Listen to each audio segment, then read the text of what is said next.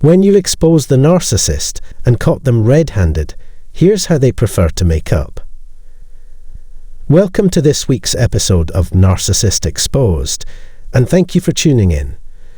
Here are some of the most typical ways that narcissists make atonement for their actions. Well, not literally atonement, but more like fixing the situation to the way it was before without suffering too much on their side. It's how they make up with someone or put an end to a quarrel in the same way. When dealing with narcissists, expect to see a lot of this, given their prowess at causing mischief and harming others. It's because of this that communicating with them is often fraught with tension. For them, apologizing isn't an option.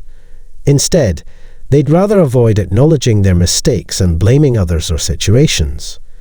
In order to avoid the hassle of having to deal with the problem, narcissists employ a variety of tricks, 3 of which I'll discuss today. Firstly, if the blame can't be placed on anybody else, narcissists would prefer not to hear about their mistakes. They try to make a situation where everybody would just forget what has happened. They want you to never, ever bring it up in any context again. Narcissists are also resistant to hearing the truth, especially when it pertains to their own shortcomings and weaknesses. If you act as if nothing happened, they'll think you're looking out for their favor as well as your own. Secondly, narcissists rely on a few crucial variables to ensure that their make-up or reconciliation session goes according to plan. To buy you some more time is one of their favorite strategies. Any narcissist can use this trick, regardless of whether they're a family member, a friend, a coworker, or in a romantic relationship. When the narcissist understands that they have offended you, they may give you space in order to avoid apologizing or addressing the situation.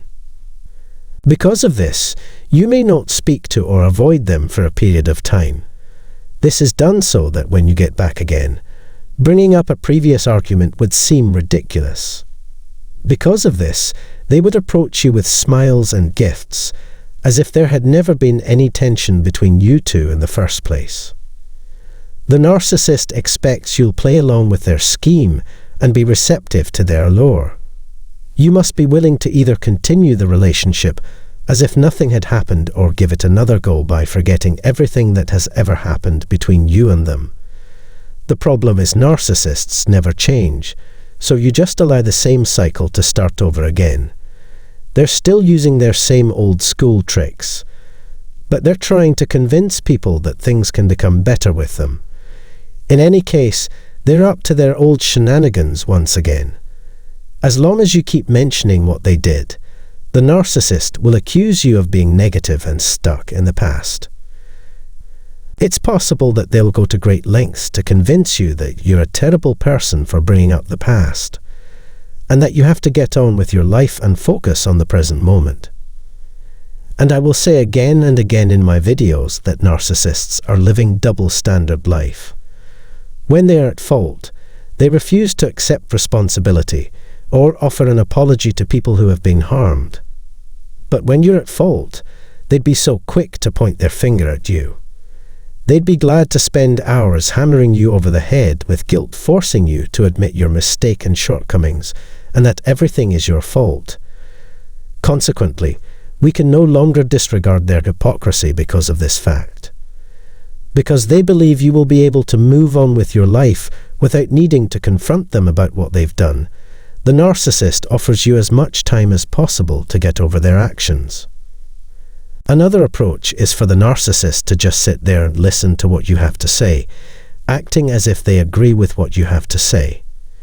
While some narcissists use this tactic to make it appear as if they're interested in what you have to say and are paying attention, it is all an act on their part. To appease the other person, the narcissist may even nod in agreement to take responsibility, but the narcissist has never accepted responsibility for anything and has no plans to do so in the near future. In the narcissist's mind, they haven't done anything wrong. They want you to assume they've taken responsibility for something when in truth, it wasn't their fault. In this case, They may even apologize for everything, implying that they have nothing to apologize for. Rather than taking responsibility for their actions, they prefer to say things like, "Okay, I'm sorry for whatever it is that I have done wrong," etc. Narcissists often look for any way they can to appear reasonable without actually taking responsibility for anything. They are always looking for new ways to appear rational while avoiding any personal accountability. The third trick: narcissists often resort to seduction as a last resort when they can't come to an agreement on their own terms. Instead of talking things out with the other person, the narcissist thinks that cheap talks, or even better, having sexual intercourse, will solve the situation. In order to get you to forgive them, the narcissist wants to control your emotions and use them to convince you that they're worthy of your trust.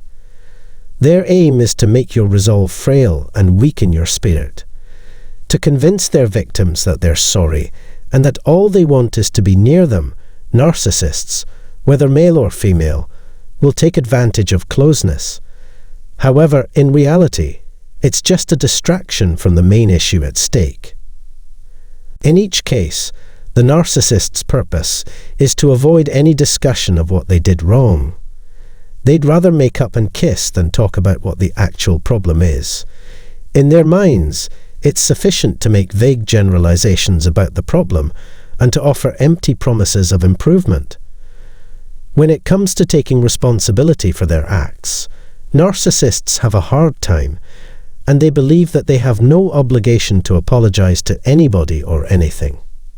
To reconcile, the other person should act as if they have never done anything wrong, and it's just a misunderstanding or whatever it is. However, we're all about dispelling those illusions and confronting the narcissist with the truth of what's actually going on. I hope this brief explanation is helpful for you. Let me know your thought and opinion regarding this matter in the comment section below. I encourage you to subscribe to this channel and activate the notification bell. You'll be notified when there's a new video coming. It's great to have you here.